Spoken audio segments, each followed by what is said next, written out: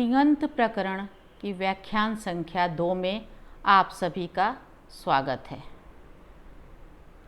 तिङन्त किसे कहते हैं यह जान लेने के पश्चात आज हम लकारों तथा धातुओं के विषय में जानेंगे।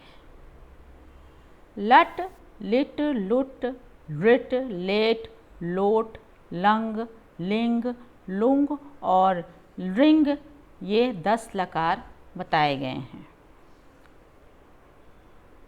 कहा गया है कि संस्कृत भाषा की क्रिया के भूत, वर्तमान एवं भविष्यत काल तथा उसके उपभेदों को प्रकट करने के लिए अष्टाध्यायी के तृतीय अध्याय में लट, लिट, लुट, लृट आदि प्रत्यय पढ़े गए हैं, जिन्हें लकार भी कहते हैं। संख्या में 10 इन लकारों में 5वां लकार लेट केवल वेद में प्रयुक्त होता है। एषु पंचमो लकारस् छंदो मात्र गोचरः। अब प्रश्न उठता है कि यदि लेट केवल वेद में प्रयुक्त होता है तो क्या लौकिक संस्कृत में केवल 9 लकार ही होते हैं?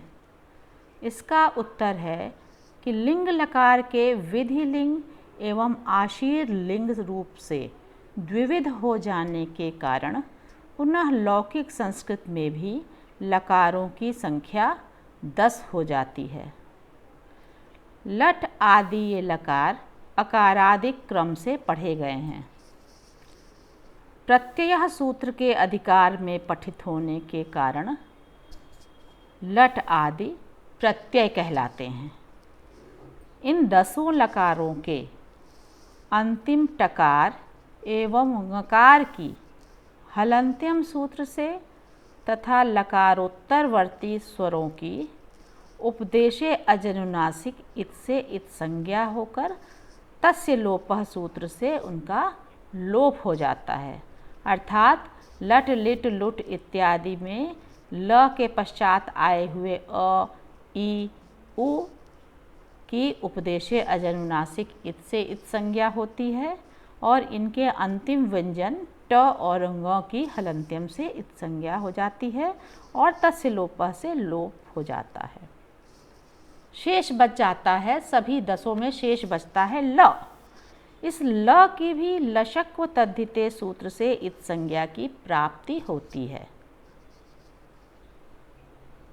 तद्धित से भिन्न प्रत्यय में ल, श और कु प्रत्यय के आदि में आए हुए ल, श और कु यानी कि कवर्ग के वर्ण इत संज्ञक होते हैं, किंतु यहाँ पर उच्चारण सामर्थ्य से अथवा लस्य के सामर्थ्य से इत संज्ञा नहीं होती। यदि इस ल की भी इत संज्ञा कर देंगे तो कुछ शेष नहीं बचेगा। इसीलिए कहा गया है कि उच्चारण सामर्थ्य से अथवा लस्य के सामर्थ्य से उस ल की इत संज्ञा नहीं होती। प्रक्रिया दशा में 10 ल इस रूप में प्राप्त होते हैं, इसी कारण इन्हें लकार कहा जाता है।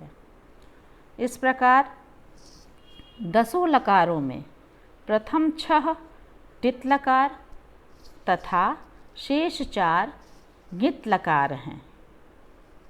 टित और ङित का अभिप्राय है जिनके ट की इत संज्ञा हुई है वे टित तथा जिनके ङ की इत संज्ञा हुई है वे ङित लकार हैं। इनका यह टित और ङित होना भी सब प्रयोजन है, जो आगे सूत्रों में स्पष्ट होगा। इसके पश्चात आचार्य ने सूत्र दिया है लह कर्मणि च भावे चा कर्म केभ्यः। अर्थात लकाराः सकर्मकेभ्यः कर्मणि कर्तरि च स्युरकर्मकेभ्यो भावे कर्तरि च। लकार सकर्मक धातुओं से कर्म और कर्ता में तथा अकर्मक धातुओं से भाव और कर्ता में हों। इस सूत्र में 2 वाक्य हैं, लह कर्मणि च तथा भावे च अकर्मकेभ्यः। दोनों वाक्य में च का ग्रहण किया गया है। यहाँ कर्तरीकृत सूत्र से कर्तरी पद का अनुवर्तन होता है।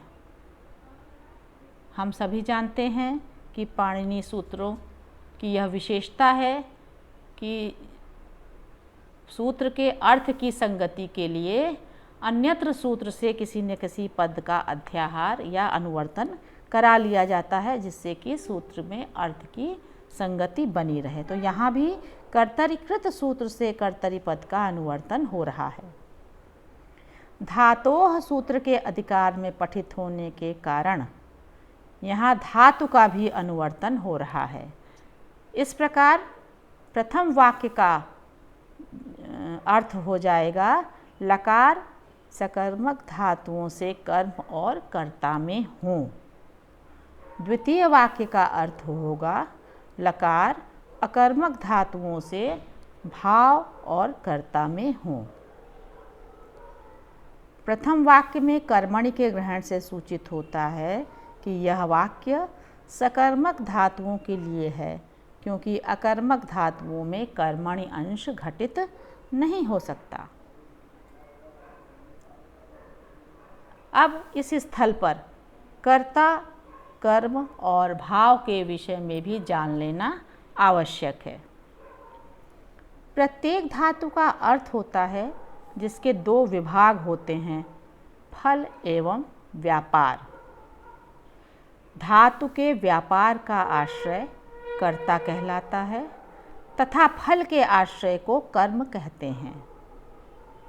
जिस उद्देश्य की सिद्धि हेतु कोई क्रिया की जाती है, उस उद्देश्य को क्रिया का फल कहा जाता है। इसे उदाहरण से समझेंगे। देवदत्तः ओदनम पचति। इस वाक्य में पचन क्रिया का फल है चावल का पकना, क्योंकि पचन क्रिया चावल को पकाने के उद्देश्य से ही की जा रही है। फल की सिद्धि के लिए की जाने वाली चेष्टा व्यापार कहलाती है। जैसे उपर्युक्त उदाहरण में चावल पकाने की क्रिया में आग जलाने से लेकर चावल पकाने वाले पात्र को आंच पर रखना तथा पक जाने पर नीचे उतारने पर्यंत जो जो चेष्टाएं होंगी, वे सब क्रिया का व्यापार हैं। यहाँ फल का आश्रय चावल है तथा व्यापार का आश्रय देवदत्त है, अर्थात पकना जो है वो फल है और व्यापार चेष्टा है। तो यह फल और व्यापार का आश्रय भिन्न भिन्न है। इसी प्रकार धातु के अर्थ को भाव कहते हैं। जैसे शींग धातु का अर्थ शयन उस धातु का भाव है। अब सकर्मक अकर्मक धातुओं पर विचार करते हैं। कहा गया है कि फल व्यधिकरण व्यापार वाचकत्वम सकर्मकत्वम, अर्थात जिन धातुओं के फल और व्यापार के आश्रय भिन्न भिन्न हों, उन्हें सकर्मक धातु कहते हैं। जैसे पच धातु का गलना रूप फल तंडुलों में तथा व्यापार देवदत्त आदि कर्ता में रहता है, अतः पच धातु सकर्मक हुई। इसे दूसरे उदाहरण से समझें। बालकः चित्रम पश्यति। इस वाक्य में दृश्य धातु का फल चित्र में है, जो कि कर्म है, क्योंकि उसे ही देख लिया जाता है, तथा व्यापार अर्थात देखने की क्रिया कर्ता में है, बालक में है। इस प्रकार फल और व्यापार का आश्रय भिन्न होने से दृश्य धातु भी सकर्मक हुई। उसी प्रकार फल समानाधिकरण व्यापार वाचकत्वम अकर्मकत्वम, अर्थात जिन धातुओं के फल और व्यापार का आश्रय एक ही हो, उन्हें अकर्मक धातु कहते हैं। उदाहरण के लिए भू धातु का अर्थ है होना, सत्ता। इसका फल है अस्तित्व में होना।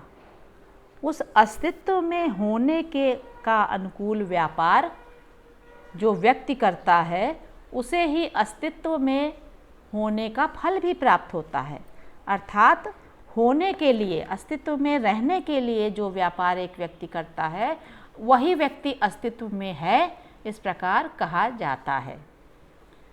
अतः इस रीति से भूधातु अकर्मक है। उसी प्रकार बालकः शेते वाक्य में शींग धातु का फल विश्राम है तथा इसका व्यापार है शयन की चेष्टा करना। ये दोनों ही बालकनिष्ठ हैं। बालक ही शयन के लिए व्यापार करता है और उसका फल विश्राम बालक को ही प्राप्त होता है। अतः फल और व्यापार के एक निष्ठ होने के कारण यहाँ शींग धातु अकर्मक हुई। सकर्मक धातुओं से लकार कर्ता और कर्म में होते हैं, जिन्हें कर्तृवाच्य एवं कर्मवाच्य कहा जाता है। बालकः पुस्तकम पठति, इस वाक्य में पठ धातु से लट लकार कर्ता अर्थ में हुआ है। जब लकार कर्ता अर्थ में होता है तब क्रिया का संबंध केवल कर्ता से होता है। कर्ता के वचन के अनुसार क्रिया का वचन हो जाता है। जैसे बालकौ पुस्तकम पठतः, यहाँ कर्ता और क्रिया द्विवचनांत हैं। बालकाः पुस्तकम पठन्ति, यहाँ कर्ता और क्रिया दोनों ही बहुवचनांत हैं। इस प्रकार कर्तृवाच्य में लकार का संबंध कर्म के साथ कुछ भी नहीं रहता। कर्म का वचन परिवर्तन होने पर भी क्रिया के वचन में कोई परिवर्तन नहीं होता, क्योंकि क्रिया कर्ता के वचनानुसार होती है। जैसे बालकः पुस्तके पठति, बालकः पुस्तकानि पठन्ति। इन उदाहरणों में कर्म के क्रमशः द्विवचनांत एवं बहुवचनांत होने पर भी क्रिया के रूप में कोई परिवर्तन नहीं हुआ है, क्योंकि यहाँ कर्ता के रूप में परिवर्तन नहीं हुआ है। फलतः क्रिया कर्ता के अनुसार ही बनी रही। जब लकार कर्म में होता है अर्थात कर्मवाच्य में होता है, तब क्रिया का संबंध कर्म से ही रहता है, कर्ता के साथ नहीं। कर्म के द्विवचनांत या बहुवचनांत होने पर क्रिया भी द्विवचनांत या बहुवचनांत हो जाती है। उदाहरण से समझेंगे। बालकेन ग्रंथः पठ्यते, बालकेन ग्रंथौ पठ्येते, बालकेन ग्रंथाः पठ्यन्ते। इन उदाहरणों में कर्म के अनुसार ही क्रिया का परिवर्तन हुआ है। एक अन्य उदाहरण से इसे समझेंगे। कुंभकारेण घटः क्रियते, कुंभकारेण घटौ क्रियेते, कुंभकारेण घटाः क्रियन्ते। हम देख रहे हैं कि कर्म के वचन परिवर्तन के साथ ही क्रिया में भी वचन परिवर्तन हो जा रहा है। तो ये हो गया कर्मवाच्य की क्रिया। अब अकर्मक धातुओं से लकार कर्ता और भाव में होते हैं, ऐसा बताया गया है। जब लकार कर्ता में होगा तब क्रिया कर्ता के वचन के अनुसार होगी। जैसे बालः शेते, बालौ शयाते, बालाः शेरते इत्यादि। इन उदाहरणों में शींग धातु से लकार कर्ता अर्थ में हुआ है, अतः कर्ता के वचन के अनुरूप ही क्रिया का रूप भी परिवर्तित हुआ है। अब जब अकर्मक धातुओं से लकार भाव में होते हैं तब उसे भाववाच्य भी कहते हैं। भाववाच्य में क्रिया सदा ही प्रथम पुरुष एक वचन में होती है तथा कर्ता तृतीया विभक्ति में। कर्ता के वचन परिवर्तन से क्रिया में कोई परिवर्तन नहीं होता। उदाहरण से समझें। बालेन शय्यते, बालाभ्याम शय्यते, बालैः शय्यते, मया गम्यते, आवाभ्याम गम्यते, अस्माभिः गम्यते। अब इस रूप में कर्ता, कर्म, भाव, सकर्मक धातु, अकर्मक धातु, कर्तृवाच्य, कर्मवाच्य और भाववाच्य को उदाहरणों से समझ लेने के पश्चात अब धातुओं के विषय में चर्चा करते हैं कि ये लकार जो हैं वो धातुओं से ही लगाए जाते हैं। भू आदि धातु शब्द रूप होते हैं। वर्तमान आदि काल में उनका रहना संभव नहीं है। धातु का अर्थ क्रिया है। उस क्रिया में ही वर्तमान आदि काल होते हैं। कोई भी कार्य जिस क्षण से आरंभ होकर अंतिम क्षण में समाप्त होता है वह संपूर्ण काल उस कार्य का वर्तमान काल कहलाता है। इस प्रकार काल के अनुसार धातुओं से लकार लगाए जाते हैं। लट, लिट आदि लकार लगाए जाते हैं। इसकी प्रक्रिया समझाई जाएगी। अब धातुओं के संबंध में प्रश्न होता है कि धातु कितने होते हैं, क्या होते हैं। पाणिनीय धातु पाठ में धातुओं को 10 श्रेणी में विभक्त किया गया है जिसे गण कहा जाता है। गणों का नामकरण उनमें आने वाली पहली धातु के आधार पर होता है। प्रत्येक गण की कुछ सामान्य विशेषताएं होती हैं और उन विशेषताओं को धारण करने वाली धातुओं को एक गण में रखा जाता है। इन 10 गणों को इस प्रकार से जाना गया है। भ्वाद्यदादि जुहोत्यादिर दिवादि स्वादिरेव च तुदादिश्च रुदादिश्च तनक्रयादि चुरादयः।